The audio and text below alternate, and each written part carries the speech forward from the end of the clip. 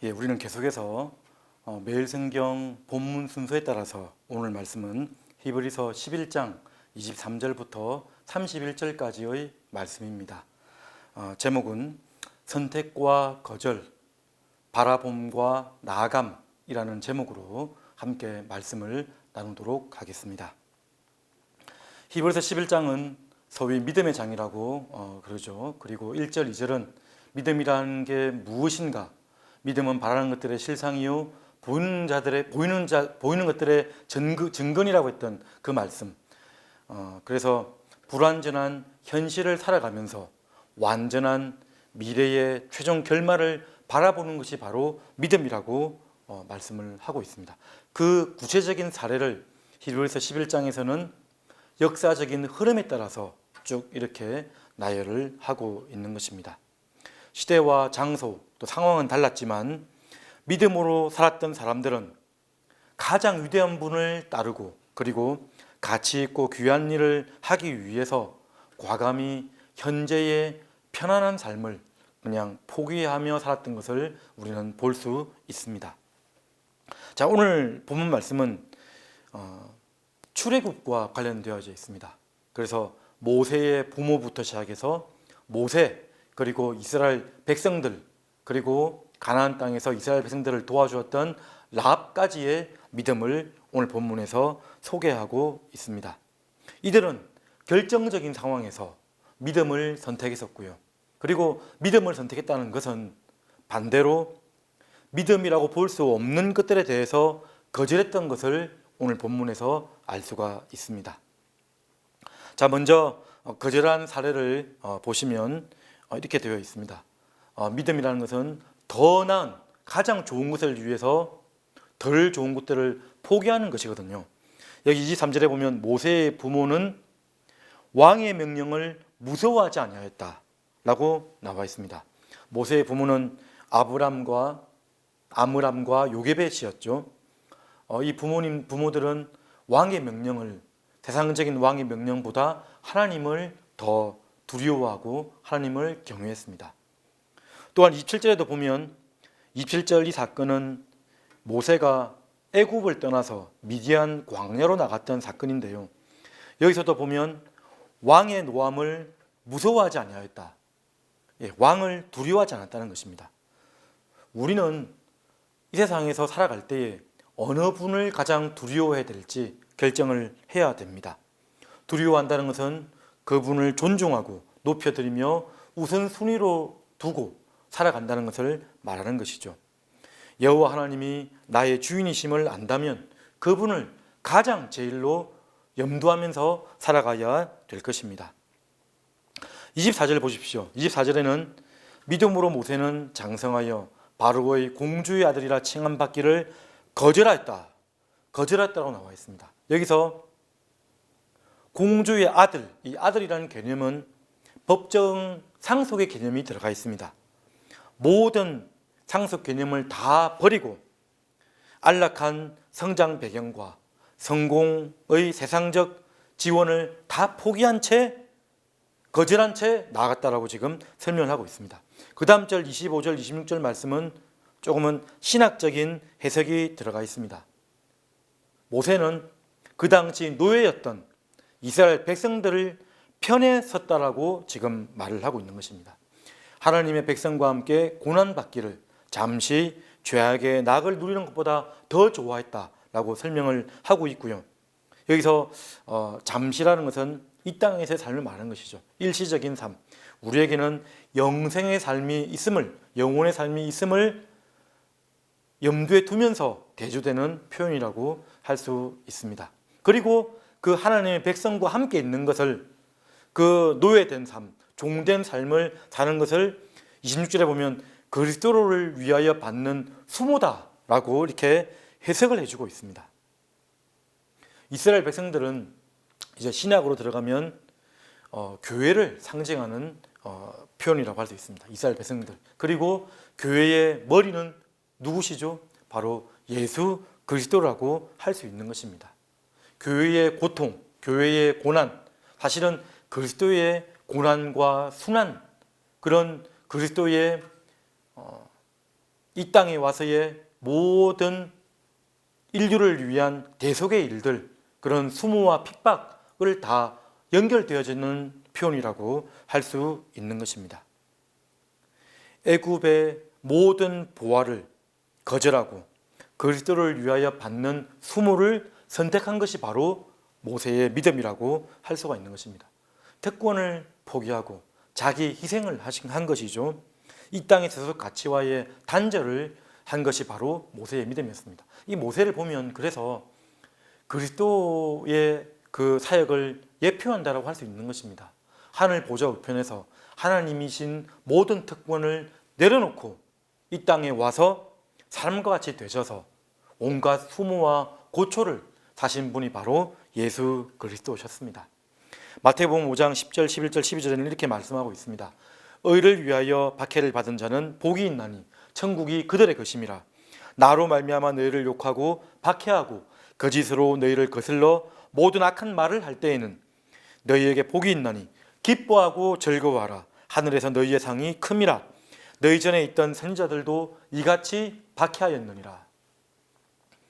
믿음은 진짜 복과 천국을 선택하는 것입니다. 그리고 또한 그 말은, 선택한다는 말은 반대편을 거절하는 것이고요. 거절 없이 선택과 결정이 있을 수가 없습니다. 선택해야 된다면 반드시 거절해야 될 것이 있는 것이죠. 이런 신앙의 그런 원리들을 우리는 기억하면서 나가야 될 것입니다. 자, 이렇게 모세와 이 믿음의 선진들이 선택할 수 있었던 이유는 성경에서는 무엇이라고 나와 있냐면 무엇을 바라보는가에 달려있다라고 설명을 하고 있습니다. 핵심적인 말씀이 26절 말씀인데요. 끝절 말씀에 보면 이는 상주심을 바라봄이라. 상주심을 바라본다고 했습니다. 상급이 있다고 말합니다. 성경에서는 상급이 있습니다. 하나님을 모르는 사람들에게는 죄에 대한 심판이 있다라고 말씀하셨고요. 하나님을 알고 그리스도를 믿고 믿음으로 나선 자들은 마지막 최종 하나님 앞에서 결산할 때가 있음을 성경에서는 계속해서 반복적으로 말씀하고 있습니다.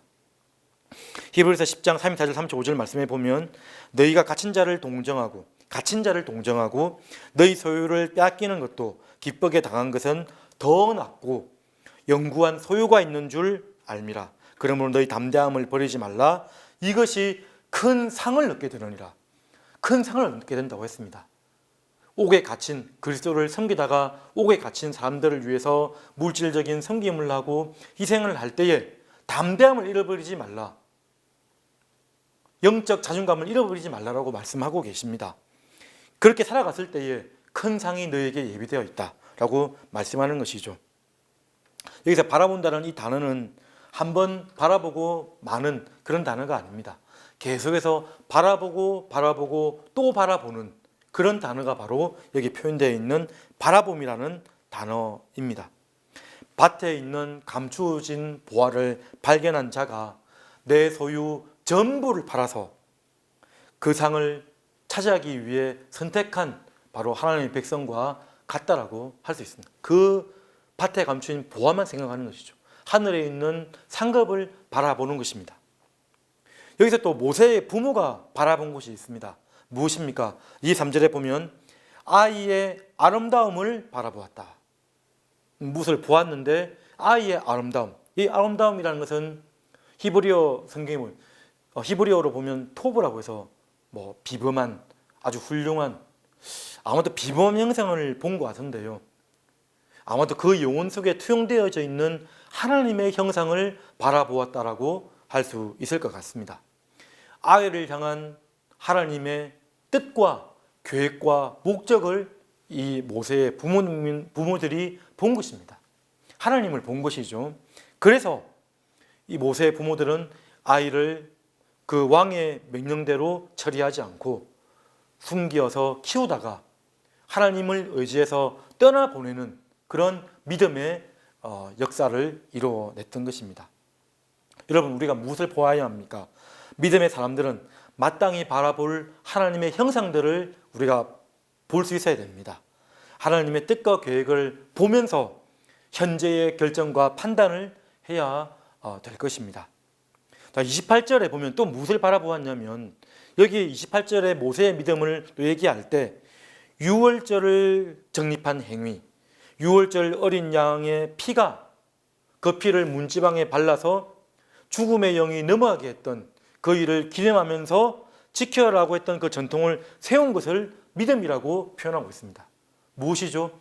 장차 그 문지방에 바른 어린 양의 피는 바로 장차 오실 그리스도의 피를 예표하는 피로서 인류의 사망, 권세, 어둠, 모든 죄를 넘어갈 것이라는 것을 바라보는 행위라고 할 수 있는 것입니다. 모세뿐 아니라 모든 오는 세대가 그 오실 하나님을 바라보고 이 유월절을 기념하라. 이것이 바로 유월절 믿음의 유학이라고 할 수 있습니다. 유월절 이후 어떻게 했습니까? 이스라엘 백성들은 아무것도 없는 광야로 나아갔습니다. 그 광야를 볼 때는 정말 아무것도 없는 것 같아요. 근데 아무것도 눈에 보이지 않지만 하나님이 우리와 함께 계시면 그곳에 바로 우리의 참 쉼과 만족과 생명이 있다는 것을 이 유월절 사건 이후에 이스라엘 백성들의 행보를 통해서 믿음을 보여주고 있는 것입니다. 그러한 굳건한 확신이 바로 믿음입니다. 이 땅에 보이는 권력자가 아니라 보이지 않는 하늘의 권력자, 보이지는 않지만 온 우주 만물을 통치하시는 하나님을 보이는 것처럼 바라보고 살아가는 것이 바로 믿음입니다. 그게 바로 믿음인 것이죠. 자, 믿음의 마지막은 이제 보고 나서 나아가는 것입니다. 나아가는 것. 먼저 믿음으로 나가는 것, 예를 들어서 우리 29절에 보면 믿음으로 그들은 홍해를 육지같이 건넜으나, 애굽 사람들은 시험하다가 빠져 죽었다가 나와 있죠. 이스라엘 백성들이 그 어마어마한 바다 앞에서 모세의 명령에 의해서 갈라진 바다를 향해서 담대히 하나님을 신뢰하며 걸어갔습니다. 이렇게 전진하는 것이 바로 믿음인 것입니다. 나아가는 것입니다. 머물러 있는 것이 아니라 한 걸음 한 걸음 나가는 것이 바로 믿음이라고 할 수 있습니다. 이렇게 홍해 건널 때는 모세의 명령 따라서 바다가 갈라지고 나서 나아갔지만 나중에 여호수아 시대에는 요단강을 건널 때는 어떻게 했죠? 언약궤를 맨 백성들이 먼저 발을 내디뎠습니다. 아직 물이 갈라지지 않는 상태에서 발을 내디뎠을 때에 그때 요단강 물이 갈라지는 은혜를 경험했다는 것입니다. 자, 그 다음 말씀도 보십시오. 3절 말씀은 좀 다른 측면입니다. 믿음으로 7일 동안 여리고를 도니 성이 무너졌으며. 여러분, 어쩌면 이 행진하는 것과 성이 무너지는 것은 아무런 상관이 없어 보입니다. 여리고 성을 어떻게 하면 물리칠 수 있을지 전쟁을 연구하거나 무기를 갈고 닦거나 전략을 세우거나 그런 것이 아니고요. 하나님의 명령은 여리고 성을 도는 것이었습니다. 도는 것. 아무 상관없어 보이는 것이죠. 아주 소극적인 그런 하나님의 명령 같아 보입니다. 그런데 이 피 흘리는 전투, 그런 대가를 우리는 때로는 요구할 때가 있는데요. 어쩌면 이 믿음의 순종은 때로는 너무 쉬워서 피를 안 흘려도 되는, 그러니까 어떤 때는 너무 쉬워서 어려운 경우도 있다는 것을 보여주는 것 같습니다. 아무 상관없는 보이는 거죠. 너무 작아 보이는 거죠. 전쟁을 해서 이겨야 되는데 그 성을 돌라, 그냥 돌기만 하면 그 성이 무너지고 승리할 것이다. 너무 작아 보이고 상관없어 보일지라도 때로는 그것이 바로 우리의 믿음이 될 수 있는 것입니다. 이러한 경우가 어떤 일이죠? 일상의 경건, 매일 아침 한 절의 말씀 붙들고 살아갈 때 그것이 오늘 맞닥뜨린 업무들, 일터에서의 많은 일들하고 전혀 무관해 보인다 할지라도 매일 그 말씀 한 절 한 절 품고 나갈 때, 직장에서 그 자리에 앉아서 1분 기도라도 하고 나갈 때 그것이 여리고 성과 같은 전혀 무너질 것 같지 않는 그 견고한 세상적인 그 권세들을 무너뜨리는 계기가 되었음을 여기서 말하고 있다는 것입니다. 정리하겠습니다. 믿음은 선택하며 또한 거절하는 것입니다. 거절하면서 다른 한편으로 나아가는 것이고요. 그것은 바로 하나님을 바라보고 그 크신 영광과 복을 보았을 때에 나아갈 힘을 얻는 것입니다. 이브리서 12장 2절 말씀에는 이렇게 되어 있습니다. 믿음의 주요 또 온전하게 하시는 이인 예수를 바라보자. 그는 그 앞에 있는 기쁨을 위하여 십자가를 참으사 부끄러움을 개의치 아니하시더니 하나님 보좌 우편에 앉으셨느니라. 온전케 하시는 예수를 바라보자라고 말씀하고 있습니다. 그리스도 예수를 통해서 참된 기쁨의 근거와 뿌리를 여러분들 삼으시기를 간절히 바랍니다. 그래서 예수 그리스도를 동기로 삼고 오늘도 힘차게 전진하시기를 간절히 바랍니다.